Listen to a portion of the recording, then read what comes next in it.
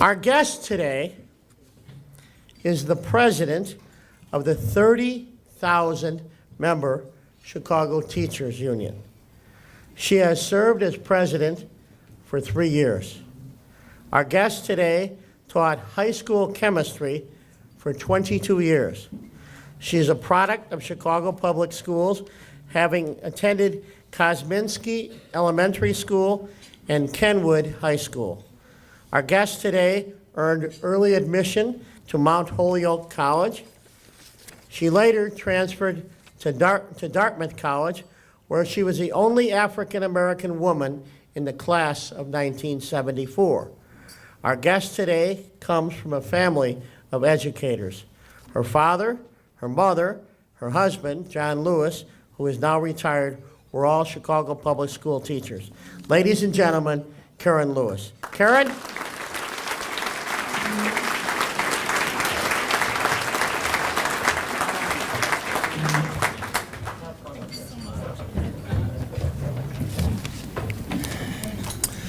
Good afternoon.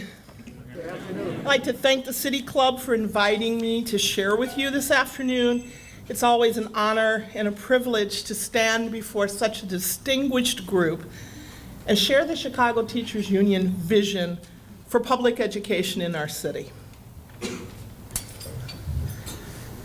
I love baseball. When I was a kid, I used to dream that one day I'd play right alongside Manny Minoso or Sandy Koufax, because I was going to be a pitcher. And my knuckleball wasn't too bad for a second grader. But on the field, I owned third base. Nobody was going to get past me. And I had the knees and elbows to prove it. So when I was 6 years old, my father took me next door, because I live right next door to a playground, and he wanted to teach me how to bat left-handed. He said he wanted me to have an advantage, whether I was playing with friends or when that day came when women were allowed to play in the major leagues. Daddy reminded me that perfect practice makes perfect, and that if I was going to be an all-star and immortalized in Cooperstown, that I had better work hard. So you all are laughing, thinking this is not true. This is so true. I just want you to understand this. But my father said to me, talent alone, Karen, does not make one great. Discipline does. So every day I could, come rain, snow, or shine, after homework and dinner, it's on weekdays, or lunch on weekends, I'd go outside and I'd practice my pitches with my Nellie Fox glove. I know, right? Over and over, I drilled it into my mind how to swing, how to hold my bat, all these kinds of things, my stance, my crouch, because I was going to be prepared. And I was going to be drafted by the White Sox. Oh yeah, I was going to be drafted. And I was going to hit a home run, and people would cheer and call my name as I rounded the bases and headed all the way home. That was my dream. And my parents never discouraged me. They never told me how unattainable my fantasy was or that girls couldn't play in the majors. It didn't matter that some of the boys in my neighborhood balked at choosing a girl to be on their team. Daddy said, don't be afraid to step on that playing field. And he said, show them what you've got. And my mother said, don't listen to the naysayers. Keep your head up high and keep moving forward. So it wasn't long before I became the secret weapon. A girl who could throw a perfect slider, a pitcher who knew how to bat left-handed, and I made my share of mistakes. But like my parents taught, I learned from them and then I moved on. As lifelong educators, we had great careers as Chicago Public School teachers. My parents instilled in me a sense of purpose and told me that as long as I dared to dream, they would do their level best to provide me with the resources, tools, and environment I needed to succeed. But in order to succeed, they said, I still had to have the dream. And I had to dream the world that I wanted to live in, and it was then my responsibility to go out and create it. So it didn't matter if it was baseball or being a famous surgeon or a Hollywood filmmaker or an award-winning chemistry teacher. No matter what manifestation my life would eventually take, I understood that first, I had to dream. Second, I had to develop discipline. Third, I had to step on the playing field. And fourth, I had to ignore the naysayers and keep my head high. Fifth, learn from my mistakes. And sixth, and more importantly, to keep moving forward. So I can't help and think of these lessons as I enter my second term as president of the Chicago Teachers Union. This was a job I did not want. Make no mistake about it. In fact, I'm a little bitter because I was supposed to retire in June. You think I'm kidding? I'm very bitter about this but I love the classroom. And as a chemistry teacher active in my union, what I desired, though, was a union that would not only be strong, active for my rights as a laborer in the public schools, but an organization that would be the strongest advocate for my students. I dreamed of a union that was vocal, engaged, productive, creative, and visionary.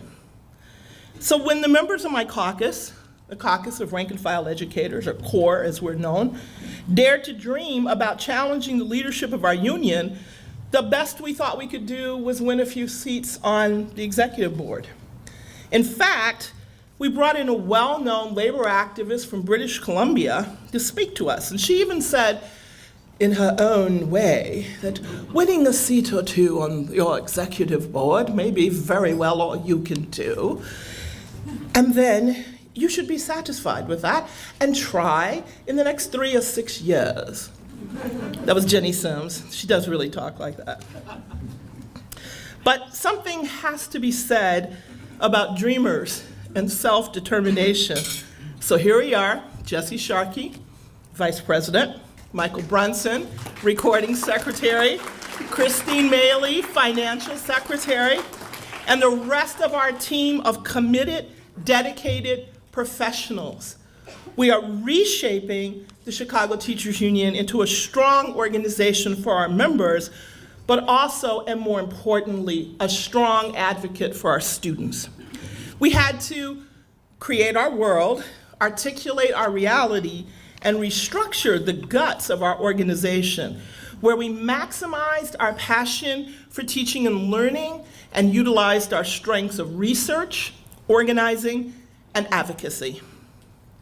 So here we are, term 2. As you know, this newly energized CTU is often in opposition with the status quo. Those who are in power, many of whom have never stepped a foot in a classroom, but inhabit editorial boards or make millions at the top levels of corporate-owned skyscrapers, or promulgate in the halls of our legislative bodies. We are sometimes in opposition with those who have been inside the classroom, but have forgotten the true mission of our profession and have instead opted for payouts, bonuses, lucrative management, and educational consulting contracts.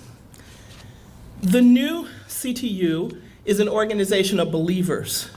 We believe in publicly funded public education, and we believe that we can have a system in Chicago that is equal to or exceeds that of those school districts in Finland or Japan. And we believe this. Why? Because we understand the meaning of the word priority.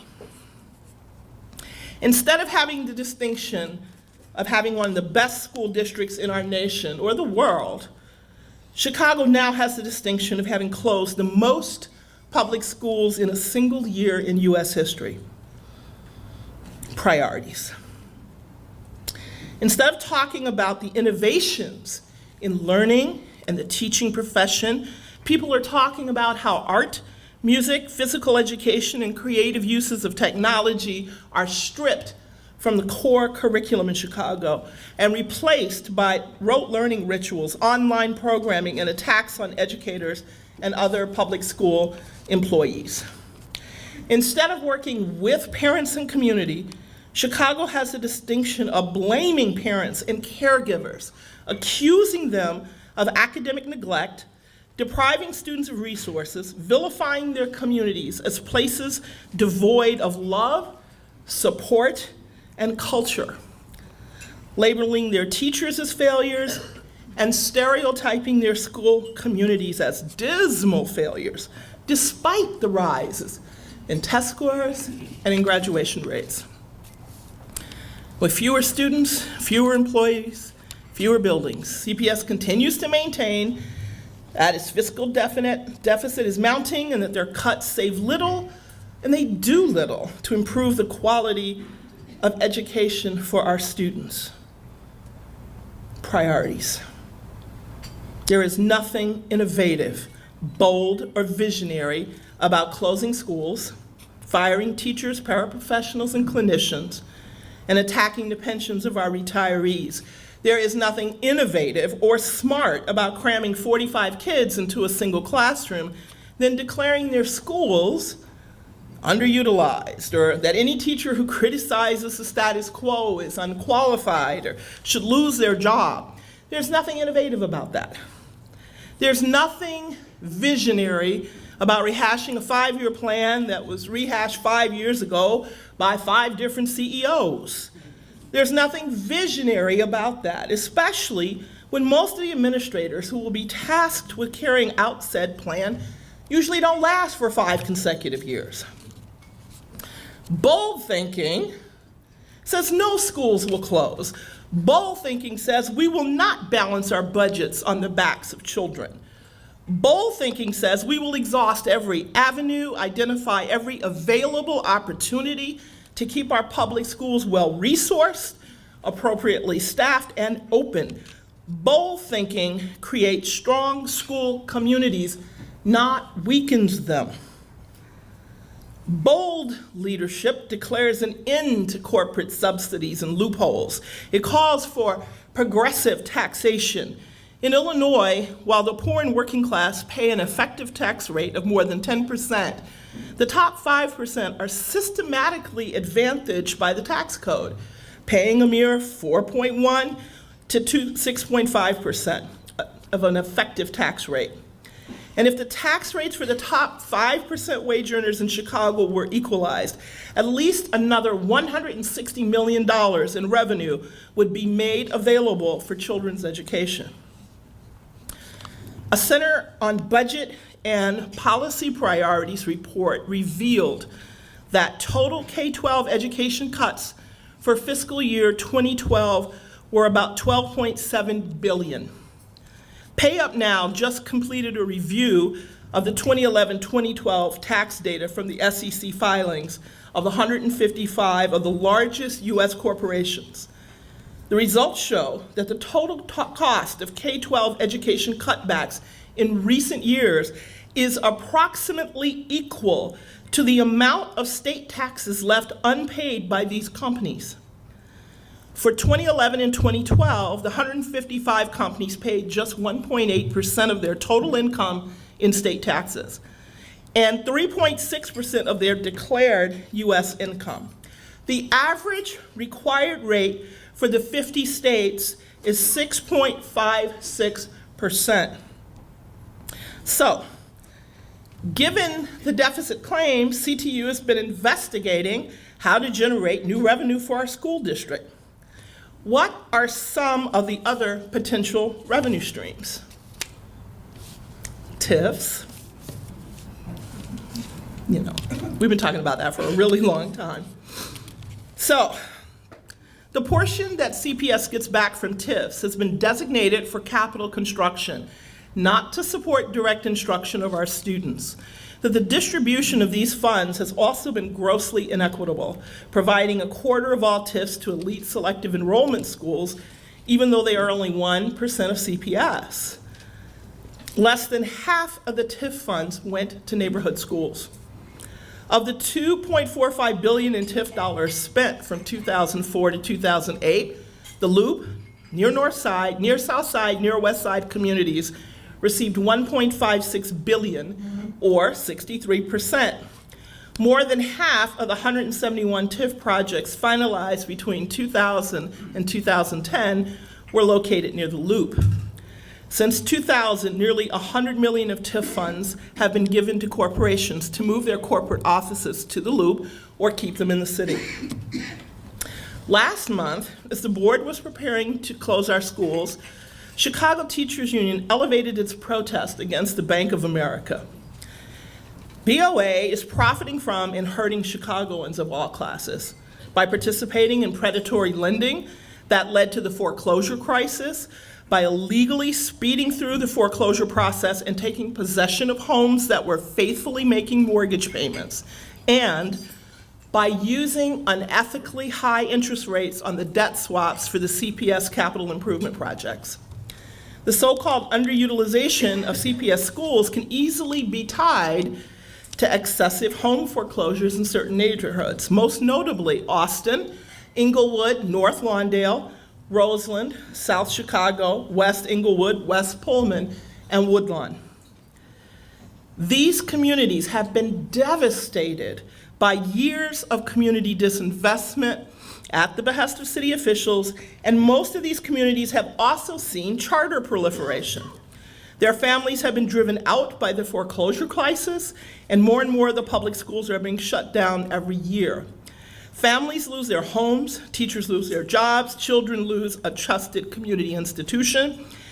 It's as if there were a concerted effort to make sure that these are not walkable, thriving, healthy communities.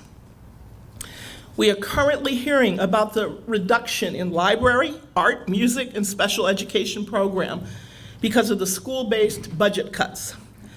For every $1 million that the Bank of America has earned from toxic swaps in the last 5 years, there are over 10 library, art, music, or world language programs that will be eliminated. If the banks had not crashed our economy, the district would now have nearly $180 million more to invest in our classrooms, an amount that would restore all of the cuts to the Better School Day throughout the city. Renegotiating out of a bad deal sends the signal that CPS is looking out for its taxpayers and the schools.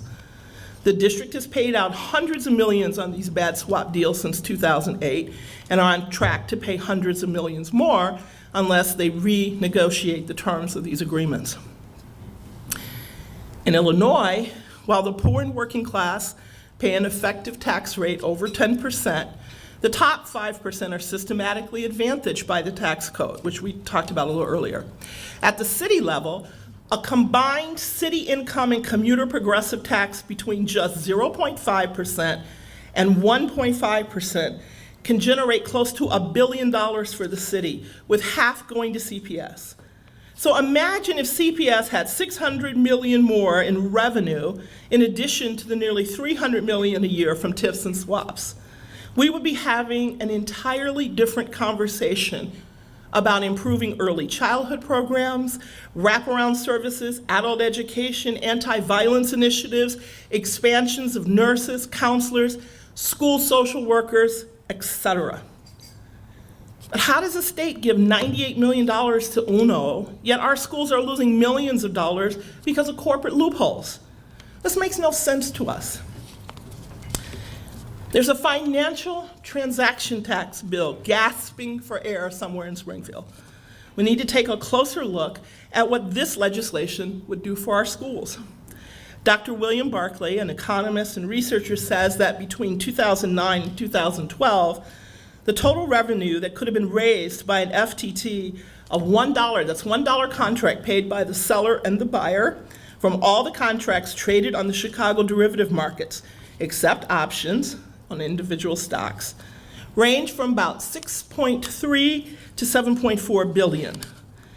Dr. Barclay says that the total revenue then that could have been raised by a financial transaction tax could have generated $10.6 to $13.1 billion. Now, CEO Barbara Byrd Bennett has asked the CTU to offer revenue solutions to the district's budget crisis. So this is a start. Now, the only question remains, when will the CEO and the mayor join with CTU to lobby for these important reforms? Because our children cannot wait, and our schools deserve our advocacy. The CTU wants to work with our leaders in City Hall, Springfield, and at the board to solve these sorts of problems. We can't work together on these issues because they keep creating new problems. There's nothing radical about me other than I want each and every student in Chicago to get the best education we have to offer, an equal or even better equitable education. Last year, we issued the Schools Chicago's Students Deserve. It's our comprehensive plan for strengthening our schools. We are pleased to see that CPS has taken some of our recommendations. Preschool and kindergarten, restoring art, music, physical education. But we encourage the board to act with deliberate speed to rid the district of this vast level of inequality. We desire collaboration. We want the respect of our profession and of our expertise. We want to be partners in making Chicago School District one of the strongest in the nation. Look at Montgomery County, Maryland, as an example. There, the school superintendent, the Board of Education president, the president of the Principals Union, the Teachers Union, and the support staff unions get together to develop the district's budget, the education plan, and a way to implement it. Parents, employees, and the administration working together. That is how you build trust. You don't build it in CPS silos, and you don't build it by ignoring parent, community, and teacher voice. As long as the status quo of elites continues to impress upon our district these horrible policies that may work very well in corporate environments but are simply not good for children, the Chicago Teachers Union will be portrayed as oppositionists. Members of the status quo, the people who are running the schools and advising the mayor on how best to run our district, know what good education looks like because they have secured it for their own children in well-resourced public and private institutions. In a city with over 600 schools, there are 600 different theories on how to offer students a high-quality, well-resourced education. And what a student receives differs from campus to campus. And every year, CPS moves the bar on what excellence looks like. Some schools have iPads and well-equipped science labs, and others have no toilet paper or working computers. So why do the most disadvantaged children get the least? Why is it in a city with rising levels of homicides and violence that our students do not receive the appropriate social and emotional supports? But what does this say about our district, and what does it say about our priorities? What we have, unfortunately, is more top-down chaos. We have principals who are under a one-strike policy. If they make one mistake, they can lose their jobs. This creates a climate of fear, and this culture of instability trickles down to the classroom. So instead of speaking out against these horrible school reform experiments being imposed on them by the district, year after year, many principals quickly and haphazardly attempt to implement them. And when one doesn't work, they move on to the next, and the next, and the next, and the next. This past Friday, the board abruptly announced it would lay off over 850 employees, nearly 5 of them teachers, as a result of the school closings and turnarounds. They even want to get rid of nearly 150 bus aides after promising the public those children would have to travel long distances to their new welcoming schools, and they'll have bus services. So I guess the kids will have to ride those buses by themselves. We fear that this is just the tip of the iceberg. With CPS's billion-dollar deficit, put that in quotes, they can and will eliminate more teaching positions and other jobs. And who will be impacted the most? Teachers of color, tenured teachers, and older, more highly educated employees.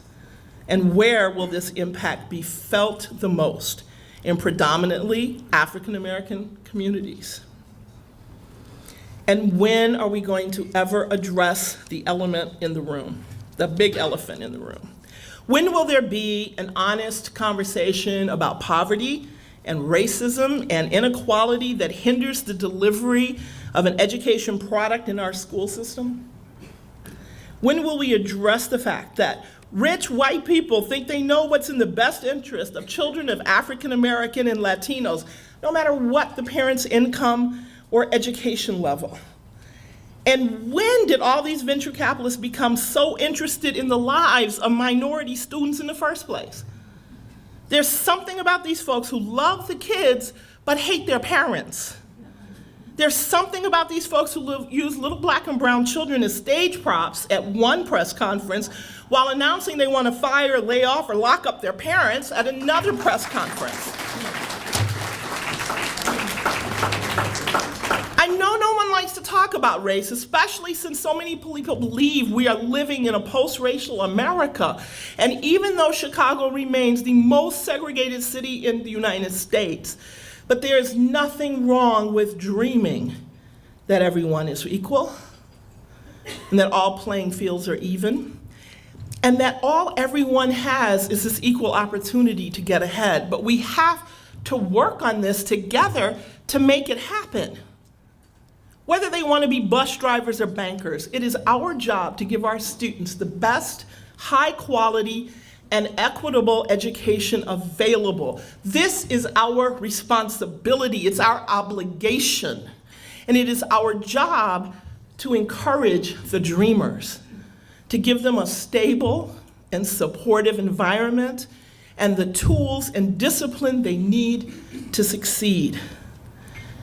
Langston Hughes said, "For if dreams die, life is a broken-winged bird that cannot fly." Let's give our students wings, not clip them. Every student in Chicago Public Schools deserves to have the same quality education as the children of the wealthy. I believe this, and this is what I'm working on. And this isn't a dream for a utopian or perfect world, but this is what we can and should have for our city and for our students now. Continuing CPS policies and budgetary priorities that disinvest in neighborhood schools have failed to serve most students and need to be discontinued. In conclusion, let me say that I told you in the beginning that I love baseball. But in 1969, I fell out of love with the sport after the Cubs lost to the raggedy Mets. I just couldn't believe it. I was done. I was just done. And up until 2009, I wanted nothing more to do with the sport that as a little kid, I once vowed to make history as the first female pitcher in the major leagues. I knew I was gonna have that 90-mile-an-hour fastball. So I turned my sights to tennis, and every now and then a good old boxing match. But now I'm a huge White Sox fan. And going to the games now is bringing back all of those feel-good memories I had with my father. And I'm glad to be in love with the great American pastime again. But you know, my jilted love affair with the Cubs got me to thinking. There's always a way back. There's always a way back in with baseball. Despite all the crushed dreams of many Cub fans year after year after year, they continue to fill up the stadium. No World Series wins, but the fans still show up. And despite the curse of the GOAT, the fans still show up. They cheer, they love the players, they root for the home team. When the Cubs lose a game, They don't call for Wrigley Field to close down. They don't want the entire team dismantled. And despite some empty seats, the stadium isn't accused of being underutilized. The owners don't kill the franchise. They don't bastardize the team. They don't demoralize the coach. Well, they might demoralize the coach, who then demoralizes the players. The owners don't blame the fans for every missed ball or strike. They honor the players' contracts. No, I'm just saying. No one questions their salaries or tries to steal their pensions, and rarely does the public even attack their union.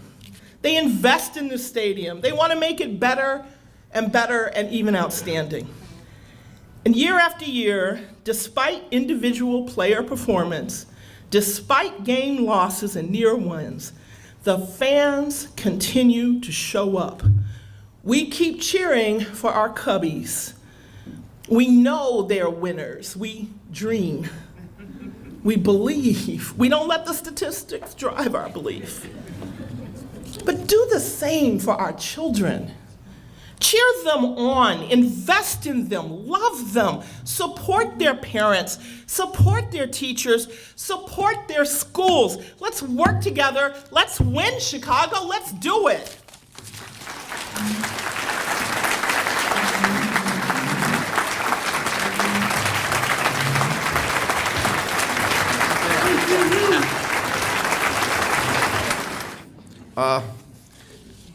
Question. Is the $100 billion deficit, is it real or illusionary? What's 1 billion? 1 billion. Yeah, 100 billion. Though that's the state pension. Yeah, I know. We're not in that. You're not in that one. We're not in that. You got enough on your plate. Okay. The 1 billion deficit, is it real? Or, as I was saying, take two. 1 billion deficit, is it real or illusionary? You know, that's not my call on this one. You'd have to ask the CEO who prepared that budget. But if the, head of if we had a district-wide local school council and head of the Chicago Teachers Union, the Principals Association, the SEIU support workers, parents, community all got together to make that budget, I bet it wouldn't be $1 billion. Okay. Minor problem with the number there. I don't know who asked that question. Obviously, the guy needs a lot of work. Okay. That was you. Yeah, I know it was. Okay. I recognize your handwriting. Yeah.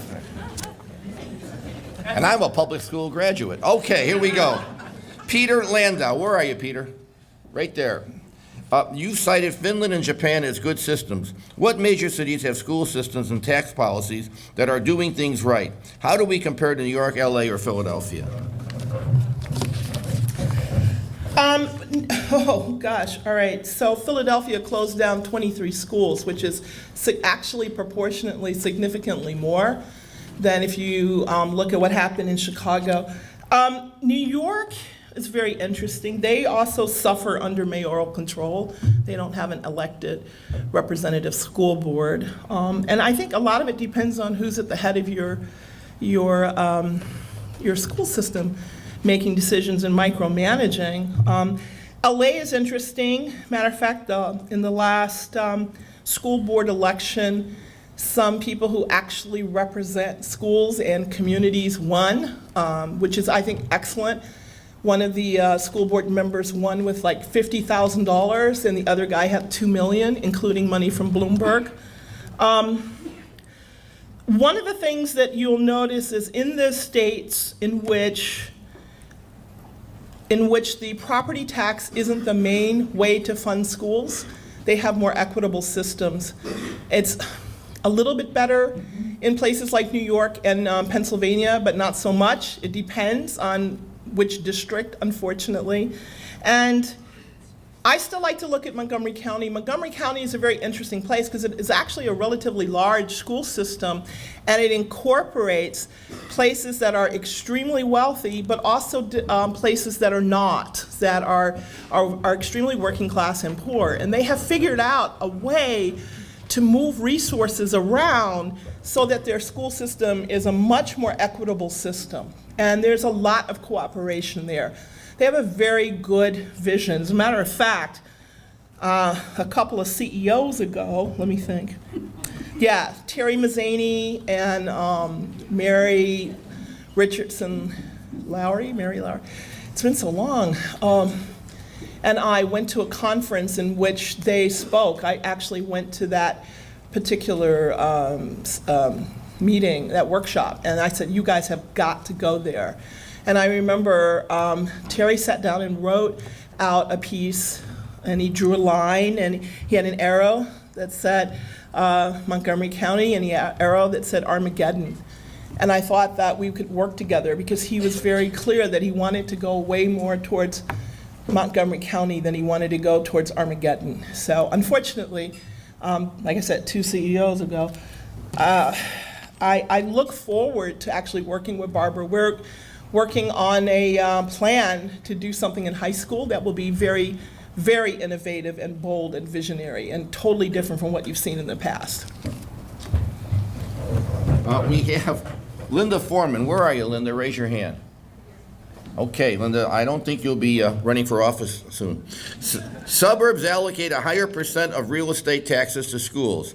Can Chicago ever bump up real estate taxes to better fund education? Yes. I got It doesn't fill in the blanks. I know, right? I got an email yesterday from a woman who said she owned a modest home in Lincoln Park, and her taxes were excruciatingly high, and blah blah. And I'm saying that Lincoln Park should pay more than Inglewood or something. She kind of misunderstood what I was saying when I was talking on Chicago Tonight. And if you look at a place like Oak Park that has extremely high taxes, well, they don't have a business base. So they have to tax. And that's something that people kind of understand. And they've made a decision about what they want to do with the education of their children. I think one of the issues that I said earlier, if you look at the majority of the tax base for property taxes in Chicago, they're mostly white, who don't have a real interest in paying for the education of poor Black and brown children. We don't want to say that out loud, but if you go in certain communities, and before I had locks and people didn't exactly know who I was, I heard this stuff on a regular basis. And the conversations are they don't want to pay. But do we want to pay for prisons? 1 out of 9 African American children in this country has an incarcerated parent. 1 out of 9, that is outrageous. We should be ashamed of this. We are locking people up on a regular basis, not paying any attention to how it devastates the communities. So, we have to make a decision about how are we going to do this. Well, you ask about the education system in New York and LA. New York is 3 times the size of Chicago, and they have a lower murder rate. These are things that there's something going on here that we haven't all figured out. But I truly believe that if the wherewithal is there, we have the best minds in this city that could come together and really deal with these issues. But we can't do it if we have such disrespect for people who are not of our ilk. We have to get past that. So yeah, we could. Take better sales job than I can do. A couple more. You have any more city clip? Okay, this was the last question to bring us together. Mark Wermüller. That's a little joke, if you know Mark. I'm concerned about Common Core. You know what that is? I do. Okay, good. Very good, Mark.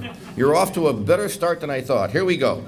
I'm concerned about Common Core. Do you feel Common Core will create more federal government intervention in local school districts? Common Core is pretty interesting because for those of you that don't know, it's the Common Core state standards. It was something that I believe 45 states, came from the governors of these states, got together and put this commission together to write these standards. They said, well, we should know what children should be able to do at whatever grade level, blah, blah, blah, blah. Now, what's interesting is that this is a place And you are absolutely right about bringing us all together, where the extreme left and the extreme right actually hate the Common Core. It's a very, and for different reasons, of course, but they agree that the Common Core is a problem. I don't think standards are a problem. The problem becomes in how do you implement them appropriately? How do you, I haven't used this word all day, assess them appropriately? Because unfortunately, what's happening in education right now is that Pearson and anybody who's got a test to sell us is doing extremely well, while everybody else is not so much. So in terms of the Common Core, I'm not a personal fan, but I do know it's state law, and I am a pragmatic person. Believe it or not. I know it's hard, right? I like baseball, come on. So, but part of the problem is that it's one of those things that was never field tested, never appropriately rolled out. So we're going to be flying the airplane and as we build it. So we'll see. Who knows what that will bring. How about a round of applause for our... Thank you. Softball.